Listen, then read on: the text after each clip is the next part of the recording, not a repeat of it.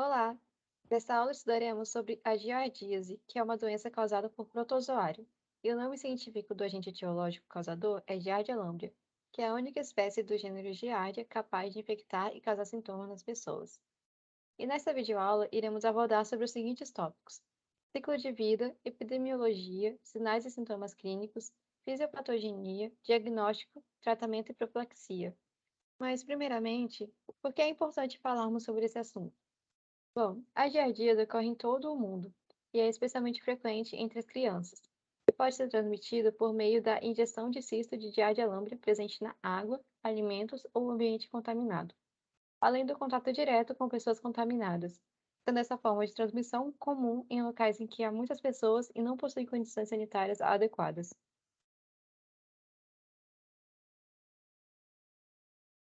Eu vou falar sobre o ciclo de vida. A Giardia lamblia é um parasita intestinal que possui um ciclo de vida. Esse protozoário flagelado unicelular afeta o ser humano a partir do momento em que são ingeridos cistos maduros. Este protozoário possui duas formas de vida em seu ciclo biológico: o cisto e o trofozoito.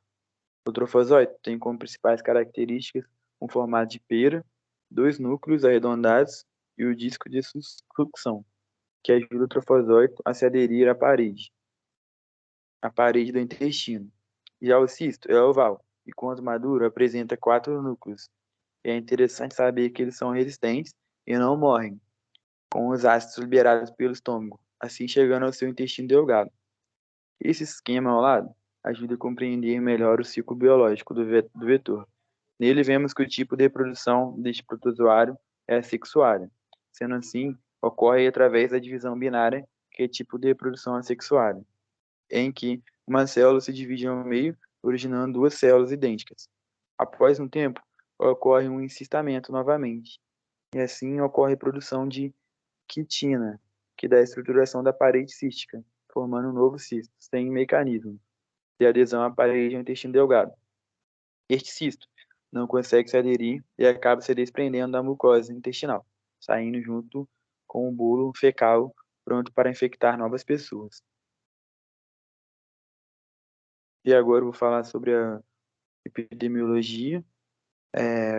No Brasil, a prevalência das giardíase é de 4% a 30%, a depender da região a ser analisado, sendo maior em populações de baixo nível socioeconômico. A giardíase está distribuída por todo o planeta, sobretudo em regiões tropicais e subtropicais. A infecção pode acometer crianças e adultos, mas tem como predomínio a faixa etária entre 8 meses e 10 a 12 anos. Esse fator pode se dar devido à falta de hábitos higiênicos dos indivíduos dessa idade também, por conviverem em ambientes coletivos como creches e escolas. Outro meio de transmissão também é a relação sexual, provavelmente resultante da transmissão fecal-oral. E os animais também, domésticos, exercem papel importante como reservatórios da doença, sendo infectados a partir da ingestão de água, e ou alimentos contaminados com cistos de giardia.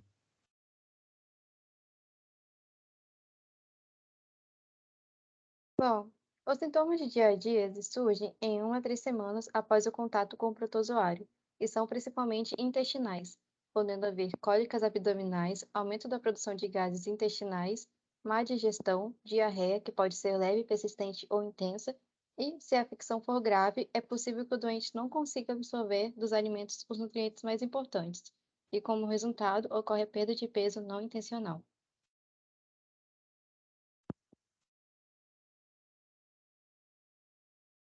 A patologia da giardíase ocorre sem que haja invasão dos trofozoítos no epitélio intestinal. Apesar das consequências da infecção serem multifatoriais e envolverem fatores ligados ao parasito, independente do hospedeiro, como processos imunológicos e não imunológicos da mucosa, observações recentes sugerem que a gravidade da doença pode ser variável diante as áreas industrializadas e em desenvolvimento.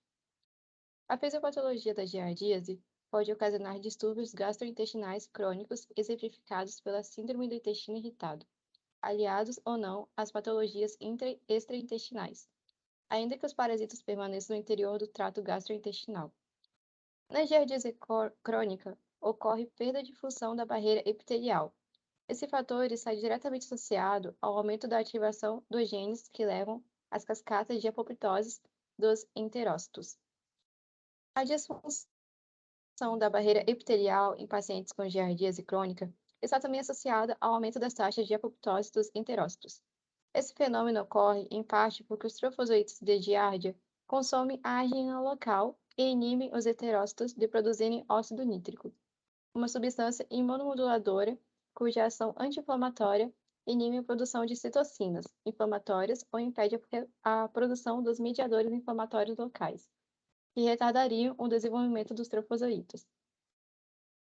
A giardíase tende a ser autolimitante em indivíduos imunocompetentes. Entretanto, em crianças, a infecção aguda pode ocasionar anorexia, falhas no crescimento físico e cognitivo e no estado nutricional. Em caso de reinfecção, os sintomas tendem a ser mais leves. O diagnóstico é feito através do exame de fezes para ver se existe a presença do trofosito ou do cisto, que é característico desse parasito. Tem também o teste do cordão, onde o indivíduo ingere um barbante até chegar ao duodeno. O trofozoito se adere ao barbante que é retirado do indivíduo e assim é feito a análise ao microscópio.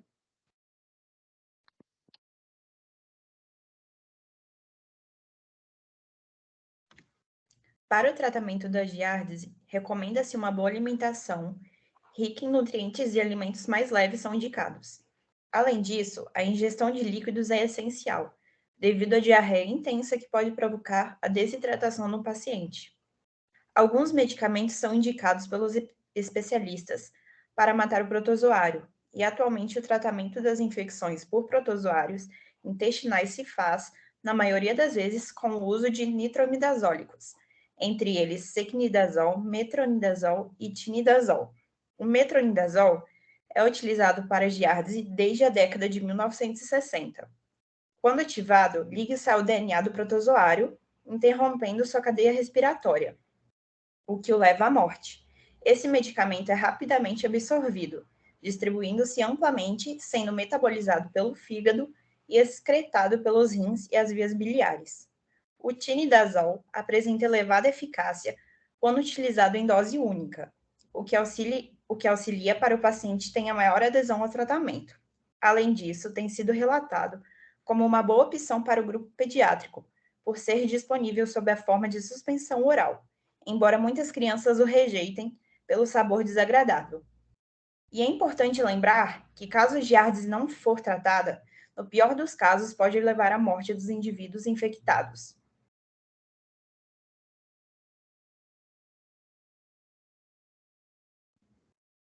Os métodos de controle e prevenção. A profilaxia é feita com os cuidados com a higiene. Além disso, especialistas recomendam a ingestão de água potável. Sendo assim, o melhor meio de se evitar essa infecção é a adoção de medidas preventivas, como a ingestão somente de água filtrada, saneamento básico, lavar as mãos após utilizar o banheiro e antes das refeições, bem como alimentos que vamos consumir como frutas, legumes e verduras. E cozinhar os alimentos também é uma forma de prevenção contra a doença. Além do diagnóstico e tratamento precoces do paciente e de possíveis animais domésticos infectados, com o intuito de interromper a cadeia de transmissão. Agora, nós iremos realizar algumas questões para contextualizar vocês sobre o tema. Primeira questão. A respeito da patologia estudada, marque a alternativa incorreta. Alternativa A. A giardíase é mais predominante em crianças com a faixa etária entre 8 meses e 10 a 12 anos. Alternativa B. A giardíase é uma doença transmitida pela picada de um inseto e causa diarreia e cólicas abdominais. Alternativa C. O diagnóstico de giardíase é feito através de ensaios de detecção de antígeno no exame de fezes. Ou alternativa D. Esse protozoário flagelado unicelular afeta o ser humano a partir do momento em que são ingeridos cistos maduros? Questão 2. A giardíase é uma infecção do intestino delgado causada pelo parasita Giardia, um protozoário unicelular. Entre as alternativas abaixo, marque aquela que diz respeito aos sintomas causados por esse protozoário. Alternativa A: febre, calafrios, sudorese, mal-estar e, às vezes, diarreia, dor abdominal, dificuldade respiratória, confusão e convulsões. Alternativa B: febre baixa, dor de cabeça, diarreia, dores abdominais, gases, azia, náuseas, fraqueza, mal-estar, perda de apetite e peso, irritabilidade, fezes amareladas e com cheiro forte. Alternativa C, aparecimento de ínguas no pescoço, dor de cabeça, manchas vermelhas pelo corpo, febre e dor muscular.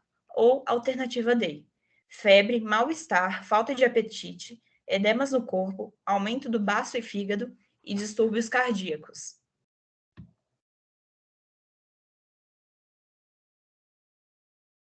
Questão número 3.